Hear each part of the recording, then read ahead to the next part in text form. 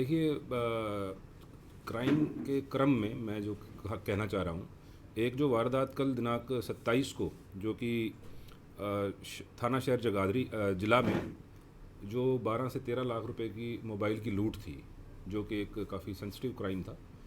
और जब वो घटित हुआ तो उसके बाद माननीय पुलिस अधीक्षक यमुनानगर श्री सुरेंद्र भौरिया आईपीएस ने जो सभी क्राइम टीम्स को ये जिम्मा दिया था कि तुरंत इस क्राइम को डिटेक्ट किया जाए, क्योंकि इससे समाज में एक गलत मैसेज जा रहा था। तो उसकी लीड लेते हुए हमारे जो CIA 2 यूनिट के इंचार्ज हैं SI राजकुमार, उन्होंने अपनी 2 टीमें गठित की SP साहब के मार्गदर्शन में और उनसे परमिशन लेके, और वो इस क्राइम के जो एक्यूज़ड हैं उनकी सर्च में निकल पड़े।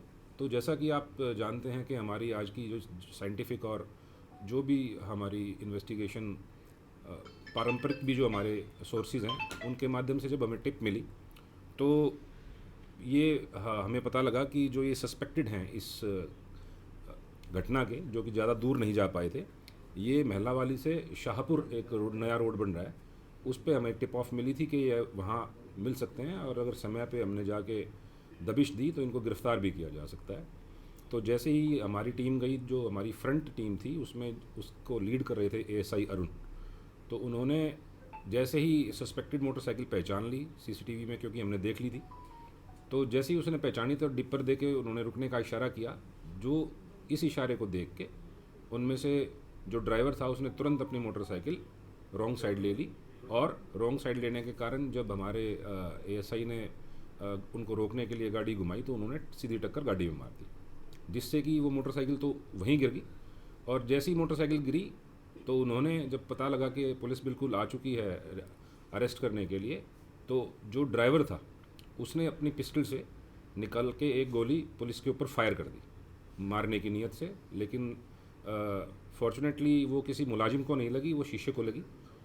इन दी मीन टाइम जो बीच वाला लड़का था उसने अपना देसी कट्टा निकाल के उसने भी फायर कर दिया पुलिस पे, लेकिन चूंकि वो कंट्री मेड था और वो इतना रिलायबल नहीं होता है, तो उसकी गोली ना तो पुलिस को लगी ना हमारी गाड़ी को लगी। इन दी मीन वाइल जो ड्राइवर था, उस ड्राइवर ने दोबारा, क्योंकि उसके पास पिस्टल थी, उसकी चैम्बर में गोली आ चुकी थी, तो उसने फिर हमारे ASI अरुण पे डायरेक्ट फायर कर दी, क्योंकि वो बाहर निकल चुका था खिड़की से, जो कि वो गोली डायरेक्ट उनकी छाती के बीचों बीच लगी। लेकिन फॉर्चुनेटली वही कि क्योंकि हम तैयारी से गए थे और ब्लड प्रूफ जैकेट डाल रखी थी ASI अरुण ने, तो उनका बचाव हो गया।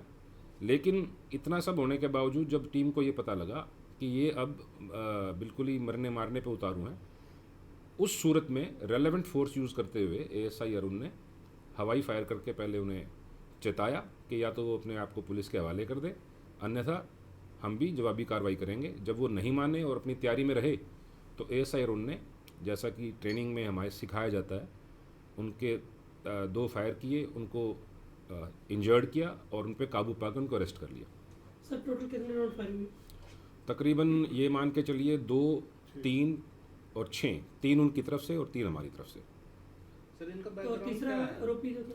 तीसरा आरोपी जो था, इस मुठभेड़ में जब गोलियां चलने लगी आपस में पुलिस पार्टी और एक्यूज में, तो तीसरा जो आरोपी था वो अंधेरा का फ़ायदा उठा के भाग गया। उसकी भी सर्च पे हम लगे हुए हैं, जल्दी गिरफ्तार कर लेंगे। क्या लगता है पहचान क्या है इनकी, और पहले भी इन्होंने वारदात की किसी को अंजाम दिया?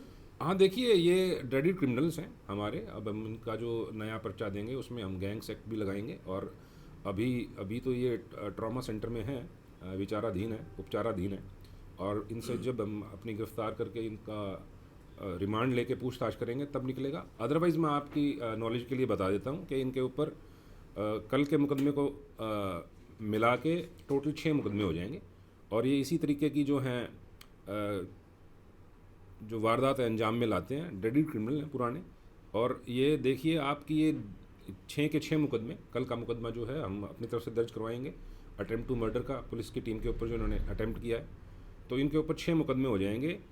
और 6 मुकदमे में से हमारा जो है काफ़ी, तो हम कोशिश करेंगे कि जो भी लूट के मुकदमे थे उसकी हम रिकवरी इनसे अफेक्ट करें, और भी जो इनकी प्लानिंग है, जो इनके साथी हैं या इनके पास जो भी असले हैं, उनको भी रिकवर करने की कोशिश अब करें। तक असले कितने पकड़े सर? 2 असले हैं इसमें, एक पिस्टल है और एक कंट्री मेड 315 का कट्टा है जिसको बोल देते हैं। सर इनका बैकग्राउंड क्या है? जैसे ये मुकदमे तो इसी साल के हैं, समझो 2025 के, पहले भी कोई इन पर इस तरह का पहले पर्चा? ये भी 4-5 बार एक आरोपी पे हैं 3-4 मुकदमे, अच्छा, झगड़े के या इस तरह के लोग? झगड़े के ही हैं कॉमन। धीरे धीरे जैसे कि आपको पता है कि शुरुआत छोटे मुकदमों से होती है और फिर वो धीरे धीरे गैंग्स में जब एंटर कर जाते हैं तो बड़ी वारदातों को भी अंजाम देने लग जाते हैं। सर जिले के हथियारों के हैं अलावा पास स्टेट के?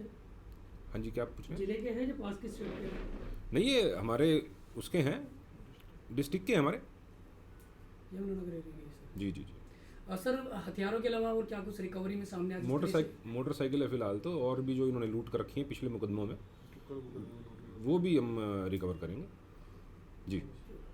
को ना एफआईआर नंबर बता रहा हूँ और ना ही इनका पता बता रहा हूँ, ना ही नाम और ना ही फ़ोटो आपको मुहैया करवाई जा रही है। वो हम गोपनीय इसलिए रख रहे हैं सुरक्षा की दृष्टि से, क्योंकि अभी विषय अनुसंधान इन है और एक बड़ा इनसे कुछ ना कुछ रिकवरी हमें हो सकती है। जैसे 3 बंदे हैं, ये 3, एक तो भाग गया, 2 ये पकड़े गए, तो और भी इनके मतलब कितना बड़ा गैंग है ये जो? अभी मैं आपको वही बता रहा हूँ कि अभी ये उपचाराधीन है ट्रॉमा सेंटर में। एक बार हम उनको लीगली लॉफुली अरेस्ट करके और जब कोर्ट में पेश करके उनका रिमांड ले लेंगे तो ही फिर पूरा का पूरा हम उसको चैन बना पाएंगे। सर इनको हथियार कौन मुहैया कराता है, इस बारे में कोई- वो भी विचार अभी अनुसंधान का विषय है, आपको जरूर बताएंगे। Sir remand